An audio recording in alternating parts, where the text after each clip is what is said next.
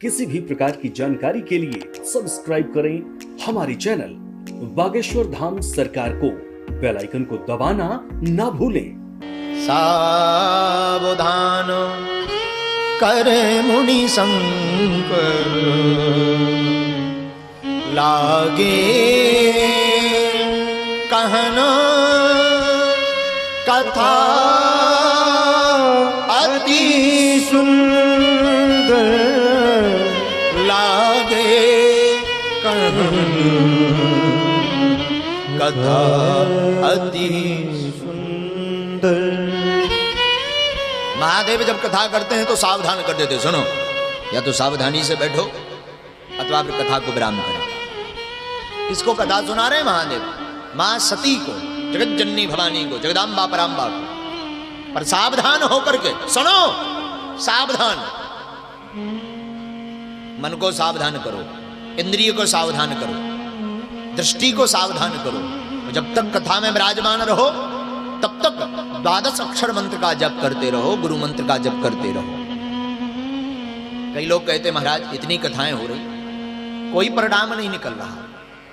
निकलेगा तभी जब बढ़िया से ठीक से नियम का पालन किया जाएगा।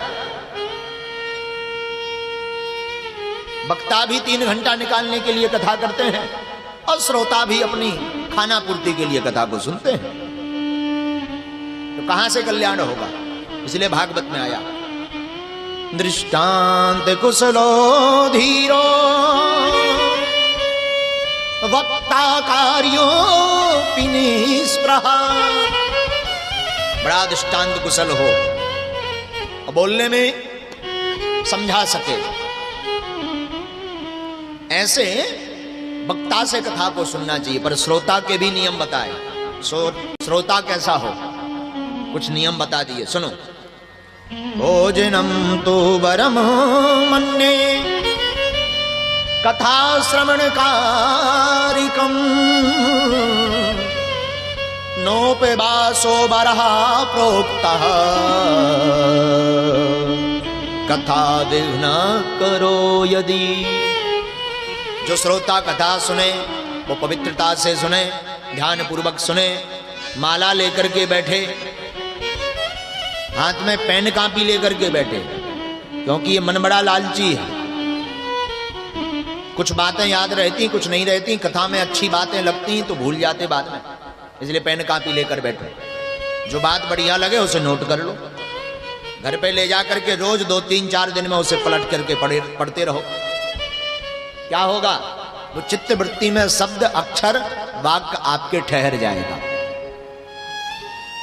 तो कथा में बैठो तो सावधान बैठो, हरि नाम जपो। और यजमान के लिए नियम बताया है, अगर उपवास रख सको तो बहुत बढ़िया है, उपवास ना रख पाओ तो कोई भी दिक्कत नहीं। पर भोजनम तुम ब्रह्मण्य कथा श्रवण कारकम, नोपवासो बरह प्रोक्ता, कथा विघ्न करो यदि। इतना भोजन करो कि कथा में विघ्न ना बने, ज्यादा नहीं खाना चाहिए। एक तो उपवास रखो और फिर भी उपवास नहीं हो पा रहा तो कम पाइए। सनत कुमार बता रहे हैं नारद जी को, महाराज कथा की भव्यता कैसी हो? शक्ति अनुसार। कन्या का विवाह छोटे रूप में भी हो जाता, बड़े रूप में भी हो जाता है। जितनी शक्ति हो उस अनुसार भव्यता कथा की रखो, सबको बुलाओ। और कथा क्रम में जाना भी सबको चाहिए। राजा हो या प्रजा, महोत्सव होता हो, कुछ शिक्षा मिलेगी। ध्यान रखिएगा, एक बात सुने, जितना समय भगवत चर्चा में व्यतीत होता है, भगवान की कथा में व्यतीत होता है, वो समय आयु में नहीं जोड़ा जाता। वास्तविक केवल बैठने भर से तुम सोचो हम 3 घंटा बैठे थे, अब 3 घंटा आयु और बढ़ गई होगी। ना जी, ना जी, ना।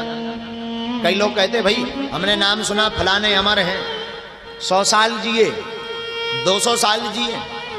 अभी आज ही कोई चर्चा बता रहे थे महात्मा जी हमें, नहीं, हमारा एक बच्चा महात्मा जी से उनके बारे में चर्चा कर रहे थे। हाँ, हम आज कूड़न ताल गए थे, उनके बारे में चर्चा कर रहे थे। कोई रामानंदाचार्य जी हैं, रामानंदाचार्य जी तेजवीर बता रहे थे हमें। क्या नाम था उनका? 130 साल के हो गए हैं। अच्छा जरा भाई जोर से बताओ, हम सबको बता दें उनके बारे में। देवनायकाचार्य जी अभी हैं, हाँ 130 साल के हो गए और अभी भी है, शरीर से है। और हम तो उनके अभी भी हैं, दर्शन होते हैं उनके। और 130 साल पार कर गए, ऐसे जी रहे हैं जैसे अभी जो है 50-60 में हो। ये कैसे हो गया?